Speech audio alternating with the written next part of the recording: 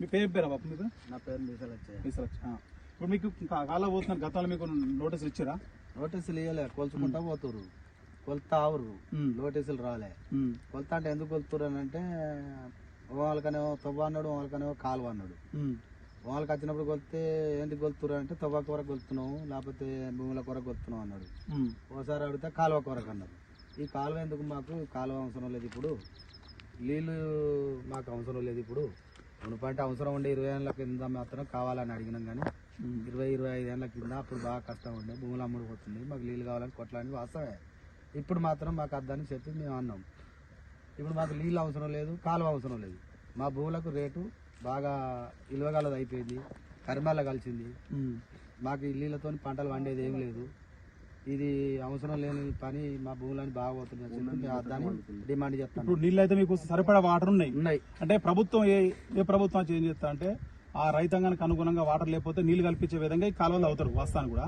So నీళ్ళు అనేది ఇప్పుడు ఉన్నాయి, మాకు ఇప్పుడు కాలువ అవసరం లేదు, భూగర్భ జలాలు మంచి వాటర్ మాకు వారుతున్నాయి. ఇప్పుడు భూగర్భ జలాలు పెరిగినాయి, చెరువు కుంటలలో నీళ్లు ఉంటున్నాయి, వర్షాలు పడుతున్నాయి, చెరువు కుంటలు నిండుతున్నాయి ఆల్ రౌండ్, అవి అంత మందం సరిపోతున్నాయి, మాకు నీళ్లు వస్తున్నాయి, మాకు తిండి మందం వెళ్తున్నాయి, మాకు ఖర్చులు వెళ్తున్నాయి, మాకు సరిపోతున్నాయి. ప్రభుత్వం ఇప్పుడు బలవంత భూసేకరణ చేస్తారు, మరి దాని గురించి మనం మాకు అద్దని చెప్తున్నాం మేము. మాకు అద్దు గతంలో మరి గ్రామ సభ ద్వారా మీరు అది చేసుకోలేదా? మేము గ్రామ సభలో కూడా అద్దని చెప్పినాం, మాకు నీళ్ళు అవసరం లేదు, కాలువ అవసరం లేదన్నాం మేము, మాకు కాలువ అవసరం లేదు, మరి రైతుల భూములు మరి పోతున్నాయి, బాగా నష్టం అవుతున్నాం అని చెప్పి మేము అద్దన్నాం.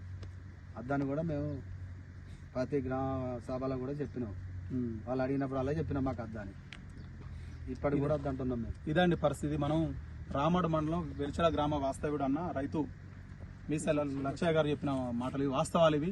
మీకు ప్రభుత్వం దయచేసి గత ప్రభుత్వం చేసిన తప్పిదాలు ఈ నూతనంగా ఏర్పడ్డ కాంగ్రెస్ ప్రభుత్వం చేయొద్దని చెప్పి ఈ రైతాంగానికి పూర్తి స్థాయిలో న్యాయం చేయాలని చెప్పి మేము ఈ ప్రభుత్వాన్ని, అదేవిధంగా స్థానిక ఎమ్మెల్యే మెడిపల్లి సత్యం గారిని, అదేవిధంగా ఇక్కడ ఉన్న అధికారులు మేము డిమాండ్ చేస్తున్నాం. ఇలా రైతుల పక్షాన మేము అండగా ఉంటాం, మీరు కూడా అండగా ఉండాలి అని చెప్పి మేము తెలియజేస్తున్నాం.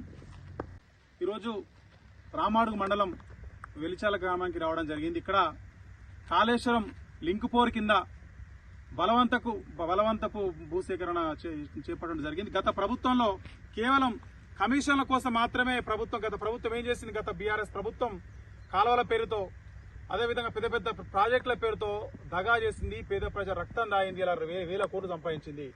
అదే ప్రభుత్వం మళ్ళీ ఇప్పుడు తిరిగిన ఈ కొత్త నూతన కాంగ్రెస్ ప్రభుత్వం ఒకటే మేము చెప్తాం, ఈ రైతులకు ఇక్కడ కాలువలు అన్నట్టు ఇప్పుడు ఇక్కడ అవసరం లేదు. ఎందుకంటే ఒక్కసారి మీరు చూడండి ఎంత పచ్చని పొలాలు ఏ విధంగా కనబడుతున్నాయో.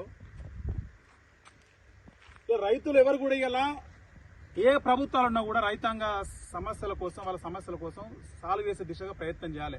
కానీ గత ప్రభుత్వం ఏం చేసింది, కేవలం వాళ్ళ కమిషన్ల కోసం ఇలా పెద్ద పెద్ద ప్రాజెక్టులు కట్టి లేని కాడ కూడా వాళ్ళ కమిషన్ల కోసం ప్రాజెక్టులు క్రియేట్ చేసుకుంటూ ఇలా ప్రజాధనాన్ని దుర్వినియోగం చేసినాయి. ఇక దానిలో భాగంగానే ఈ కాళేశ్వరం లింక్ పోర్ కింద ఏదైతే కాలబెడుతారో బలవంత భూసేకరణ సుమారు 4 ఎకరాల 24 గుంటలు రైతులకు ఇలా భూమిని నష్టపోతున్నారు. ఇక్కడ కనీసం వీళ్ళకు నోటీసులు ఇస్తే వీళ్ళు గతంలో గ్రామ పంచాయతీ పెట్టినప్పుడు గ్రామ సభ ద్వారా రైతాంగాలు అందరూ కలిసి మాకు ఈ గ్రామంలో మాకు వరద కాలం మాకు అద్దా అని చెప్పి, కాలువ మాకు అద్దా అని చెప్పి వీళ్ళు తీర్మానం చేసి గ్రామ సభలో విలేజ్ సెక్రటరీ గారికి ఇస్తే ఇలా ఆ విలేజ్ సెక్రటరీ గారు ఆ ఫైల్ అయ్యాలి ఎక్కడ లేదు, ఇలా కనీసం రికార్డులు కూడా ఎంటర్ చేయలే. అంటే రాజకీయంగా ఎవరో భయభ్రాంత గురి చేస్తే ఇలా విలేజ్ సెక్రటరీ ప్రజల కోసం పనిచేస్తుండా, లేకుంటే ఎవరో ఇచ్చే రాజకీయ నాయకుల డబ్బుల కోసం పనిచేస్తుందని చెప్పి మేము సూటిగా ప్రశ్నిస్తున్నాం.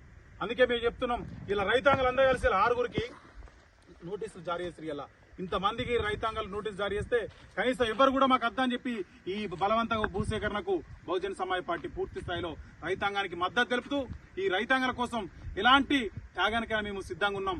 బలవంతంగా భూసేకరణ ఆపాలేక గత ప్రభుత్వం చేసిన తప్పిదాన్ని ఈ నూతన ప్రభుత్వం తప్పిదాన్ని చేయకుండా ఇక్కడ స్థానికే ఎమ్మెల్యే గారు కావచ్చు, అదేవిధంగా ఇక్కడ ఏదైతే ఇరిగేషన్ సంబంధించి అధికారులు ఉంటారో వెంటనే ఈ సమస్యపై స్పందించి ఈ రైతాంగాలకు న్యాయం చేయాలి. లేకుంటే బహుజన సమాజ్ పార్టీ తరఫున పెద్ద ఎత్తున రైతాంగాన్ని అందరినీ మేము కూడగట్టుకుని ఈ రైతులకు న్యాయం చేసే దిశగా మేము ప్రయత్నం చేసి, అదేవిధంగా సూడాలో కూడా ఇలా భూమి కొంతమందికి ఇలా కరీంనగర్లో భాగంలో కలిసింది. కానీ ఈ ప్రభుత్వం ఏం చేస్తుంది, ఇలా బలవంతంగా భూసేకరణ చేస్తూ రైతాంగం నష్టం చేసే ప్రయత్నం చేస్తే బహుజన సమాజ్ పార్టీ ఊరుకోదు.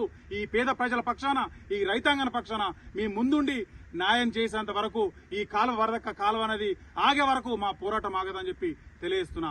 జై భీమ్, జై భారత్. నా పేరు కుంకట్ శేఖర్, నేను బహుజన సమాజ్ పార్టీ చుప్పా నియోజకవర్గ ఇన్ఛార్జి.